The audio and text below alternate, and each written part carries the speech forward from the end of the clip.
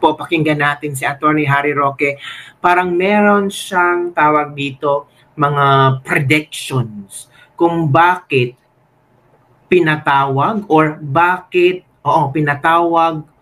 nag-request ng meeting si President Trump kay BBM. Sabi ni Atty.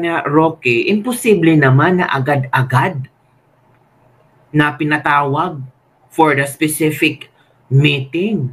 Parang kinoconnect ni Atty. Harry Roque ang nangyayari kay Liza Marcos. Meron kayang connection, mga kabibig? Naku, ito kabibig ha, manood tayo kay Atty. Harry Roque sa kanyang mga tawag nating mga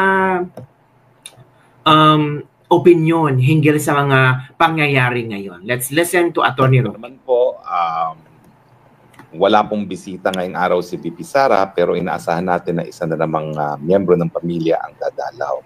Ang duda ko po, ito ay si Kitty at saka si Ma'am Hanilet, no, ang dadalaw, pero mukhang si Kitty po, kasi alam ko bakasyon na si Kitty sa kanya eskwelahan, no? At mamaya po, wala po ako dun sa Duterte Street, so hindi natin na makakapanayan si Kitty, pero bukas po naroon ako, no? Meron lang po importanteng pakay ngayong araw, kaya lalabas muna tayo sandali ng dahig, no? Pero bago tayo lumabas, at kami po aalis na mga 12:30, at ngayon po ay parang alas 12 na, kinakailangan naman nating pag-usapan ang naging reaksyon ng palasyo doon sa lumabas na ulat na ang kinamatay ni Paulo Tantoco ay isang cocaine overdose, at yung lumabas na police report na isinapubliko ng respetadong komentarista na si Bobby Tiglao, na kasama doon sa kwarto ng kung saan nakita yung patay na Paulo Tantoco, itong si Liza Araneta Marcos. Well, ang sabi po ni Liza Araneta Marcos, ang sabi po ni Ante Claire, ito daw po ay fake news. Well, kung fake news ito, Ante Claire, anong totoo? Ano bang fake news? Hindi naman po pwedeng ma-fake news na namatay ang Paulo Tantoco because of cocaine overdose, no? Yan ang po ay mother of science. So siguro ang dinidispute niya, yung lumabas sa police report na sang-ayon sa investigasyon ng Beverly Hills Police, kasama sa kwarto na namatay itong si Liza Araneta Marcos, no? At may tatlo kasing mga personalidad na pinangalanan na naroon sa kwarto na yon, no? At kasama na dyan si Liza Araneta Marcos, kasama na dyan yung asawa at isa pang tao na hindi ko maalala kung ano yung pangalan, no? So ngayon, ang tanong natin kay Ante Claire, siguro hindi naman fake news yung pagkamatay sa overdose, hindi rin fake news na kasama sa Amerika itong si Liza Araneta Marcos, itong si Paulo Tantoco, na sila ay kasama sa isang delegasyon lamang, no? At ito nga ay nag-attend sila ng Manila Film Festival, no, diyan sa Los Angeles. At hindi naman ibig sabihin na pala porque kasama ka sa Manila International Film Festival meron ka ng pananagutan. Wala naman po siguro. Kaya lang, ang importante is, nandun ba siya sa kwarto kung saan namatay na nakakuha ng mga pinaghinalaang cocaine, yung mga kinakaukulan, at brother,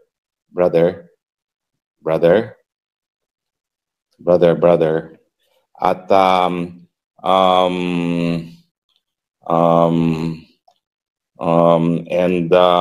sorry ho, may tumawag sa akin kaya sinabi ko I will call in 20 minutes.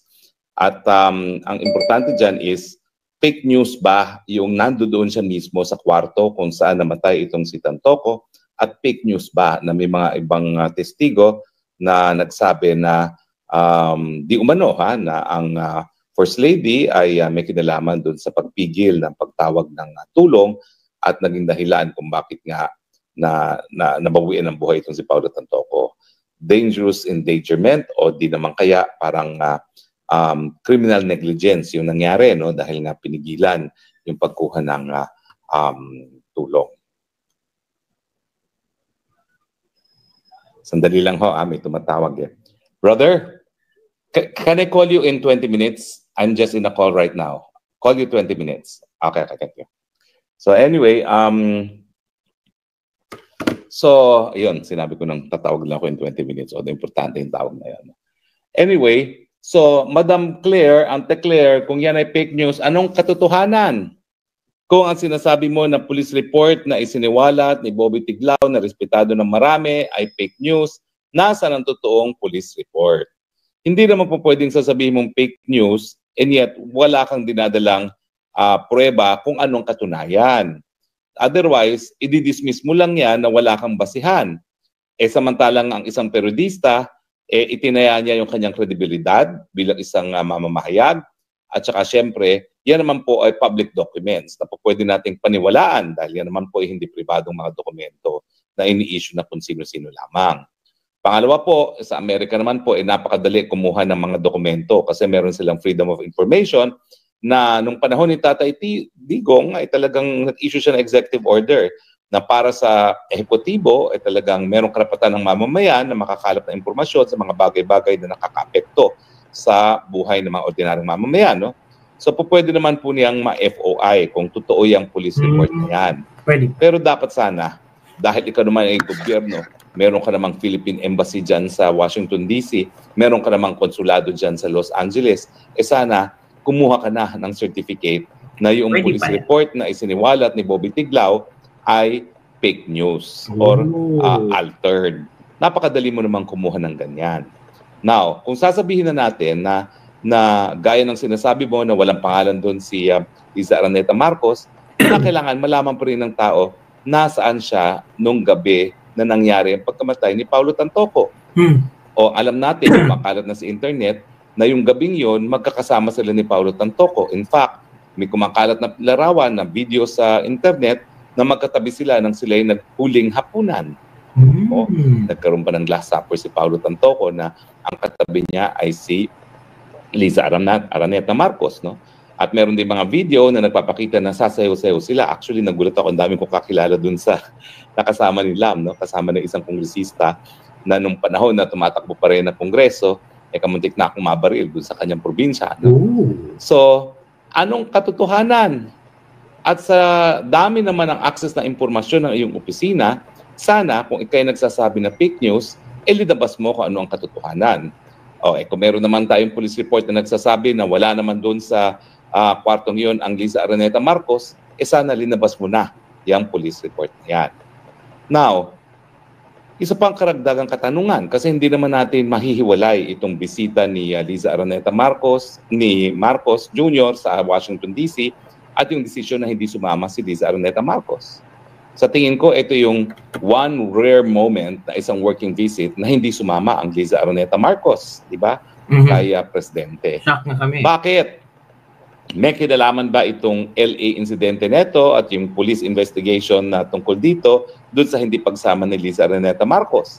Siyempre, kung siya isasama, alam mo, kung ito naman ay official visit at kasama niya si Bobo Marcos, hindi gaya nung LA incident na hindi kasama si Presidente, itong pagpunta sa Amerika is official at saka yung immunity ni Marcos, sakop din ang pagkatao ni First Lady. Pero hindi na siya sumama. Bakit kaya? At syempre, maraming nag-iisip na siguro may kinalaman nga ito dito sa Tantoco incident. Kasi kapag may iiwasan, syempre, iiwasan mo na yung lugar na yan, no? Para wala nang pag-usapan. Kasi kakaiba na hindi siya sumama. Alam naman natin, lahat ng working visits, lahat ng state visits, sumasama si First Lady. Ang feeling ko nga kasi siya yung coach ni Marcos Jr. kung anong gagawin niya. Kapag kasama na niya yung iba't ibang leader ng daigdig. O ba't hindi siya ngayon kasama? Well, ang isa pang nakapagtataka is ang timing ng lahat. Ako'y naguguluhan. Lumabas yung coroner's report. Lumabas yung balita na pinapupunta ng Amerika ni Trump, si BBM. Alam niyo itong invitation na ito, nagulat ako ha. Kasi inaayos yung mga working visit na yan, matagal yung ayusan. At normally, kapag nag-imbita ang Amerika, paparating sa DFA at paplansyahin ng DFA at ng State Department yung detalye, pero ito ura-urada. Para bagang sinamon itong si PBBM ni Trump. At dahil ito namang si PBBM atat na magkaroon ng picture kasama si Trump para sabihin suportado siya ni Trump, talagang tinanggap kaagad. No? Pero sa katunayan, sa diplomasya, talagang pinaghahandaan po yung mga bisita na yan. So hindi ko alam ngayon kung yung pagtawag talaga namang pagsamon. Ang nangyari dyan, samon. Parang pinapunta siya, samon, at ura-urada kang pupunta. Kasi tignan nyo ha, mag-State of the Nation address, aalis ang presidente ng 20 ng Hulyo. Babalik ng 22. Eh di ba 24 na ang SONA?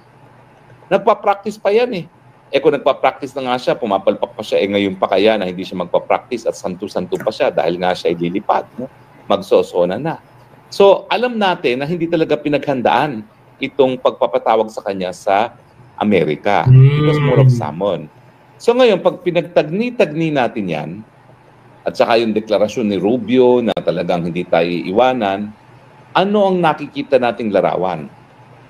Unang-una, dawit ang First Lady sa isang pagkamatay. Pangalawa, ang Amerika kinakailangan ng Pilipinas para maging unsinkable warship ng Amerika sa laban nito sa China, bagamat sa tingin ko, ito ay hindi magiging pangunahing agenda ng Trump administrasyon kasi siya ay America first. Mas unahin muna niya yung tariff war kaysa yung actual na gera.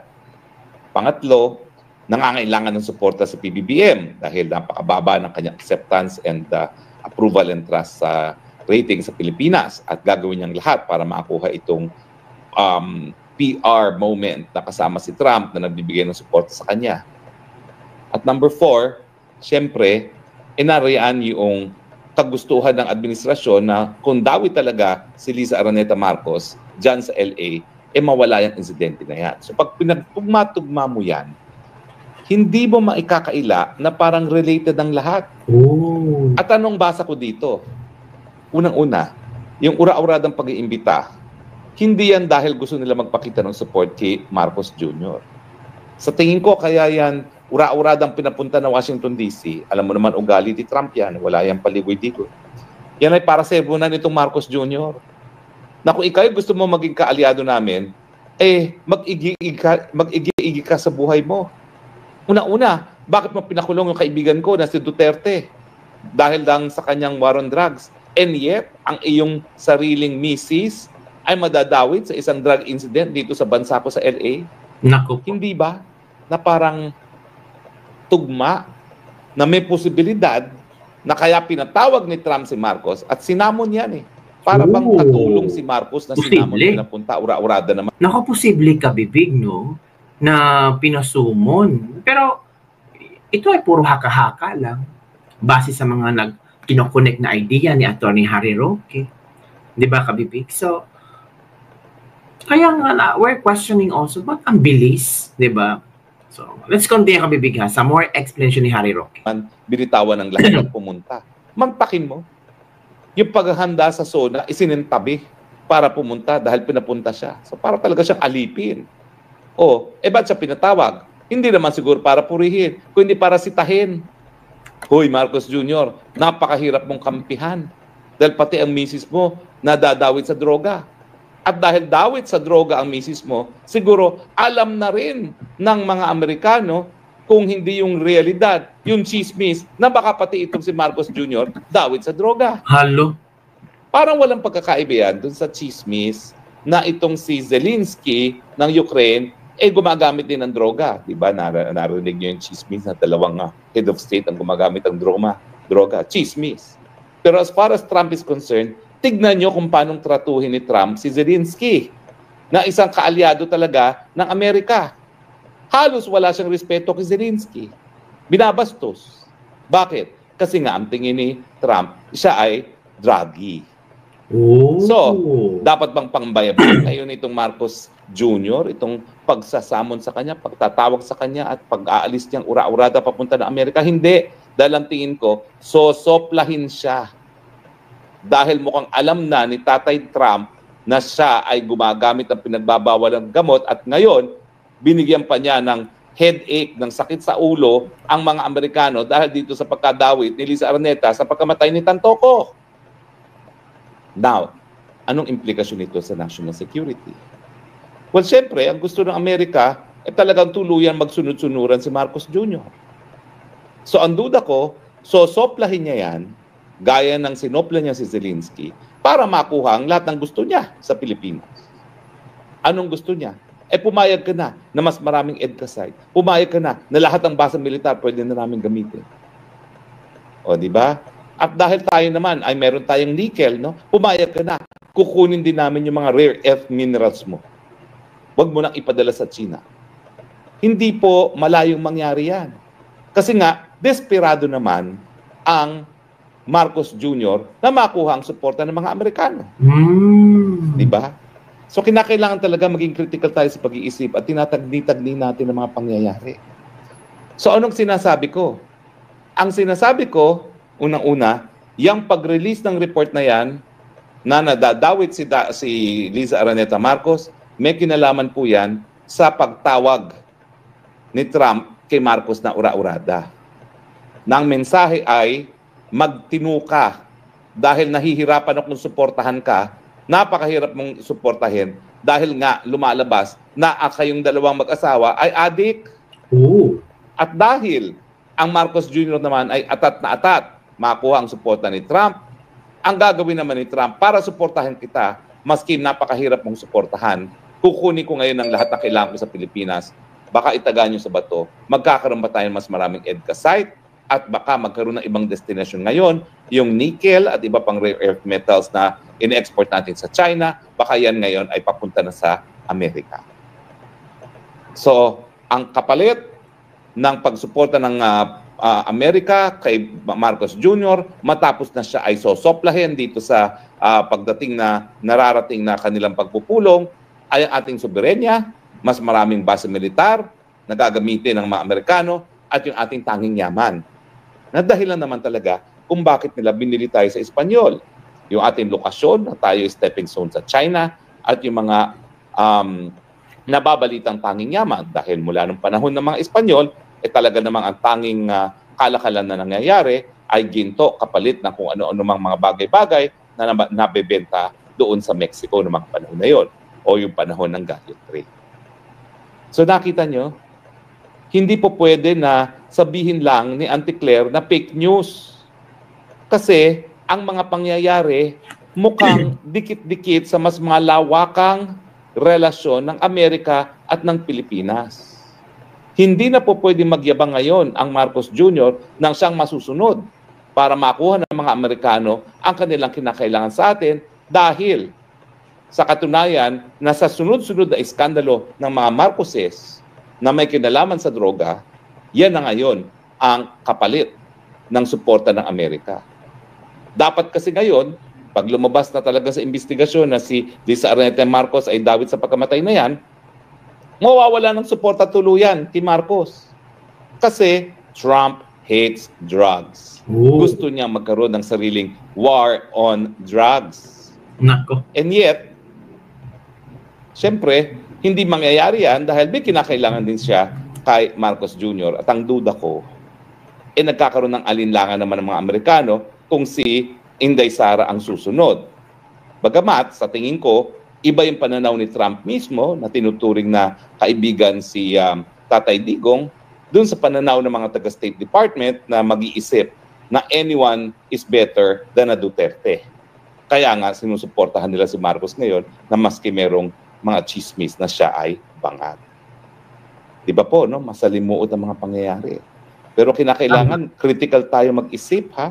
Kasi hindi mo maintindihan bakit sabay-sabay na nangyayari. Correct. Lumabas ang coroner's report confirming death on cocaine. Lumabas yung imbitasyon na ura-urada na hindi naman hiningin. Well, I'm sure hinihingi natin yan, pero nagulat tayo. Kasi parang si Secretary Rubio na nag-anunsyo at siya na nagsigurado na matutuloy ang meeting. Nandiyan yung katotohanan na talagang ginagamit ng Pilipinas, hindi lang ang ating base militar, kundi bilang base nga para dun sa kanilang mga sandata na nag-meet siya. Kamuntik na mag-meet siya ng Third World War noong panahon ng Cuban Crisis. Yung Typhoon missiles po ngayon, nasa Pilipinas. At nakalimutan na ng mga taong bayan na nandiyan na yan sa Pilipinas. Na nagbabanta nga sa ating seguridad dahil meet siya yan for a Third World War. At siyempre, nandiyan na yung katotohanan na kapalit ng suporta ni Trump, well, marami siyang hihingin dahil yung suporta na yan, napakahirap kunin dahil nga sa persepsyon na merong extra baggage ang mga Marcoses at yan ay sila ay mga drug users. Ooh. So papalitan ko po ang ating topic ng ating Spokes Hour today. Hindi lang fake news daw according to Claire. Kasi hindi lang yun ang balita. Ang balita is bakit sabay-sabay na nangyayari itong mga balita nito. At hindi sapat na si Auntie Claire ay magsasabi nga ng fake news dahil talagang hindi sapat yon. Dahil kung yan ay fake news, anong katotohanan? Pero bukod pa sa katotohanan, bakit na ilabas itong katotohanan na ito sa panahon ngayon na parang sunod-sunod ang mga pangyayari? Diba? Mag-isip tayo, mga kababayan. Hindi.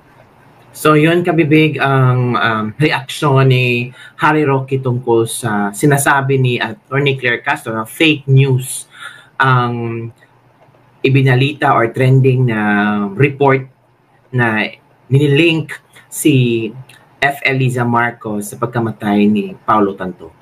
Yun lang po muna, kabibig, ang ating latest libak-libak for today. Don't forget to like, subscribe, and share this video para sa mga latest trending news na ating pag-usap-usapan. Bye everyone! See you next time!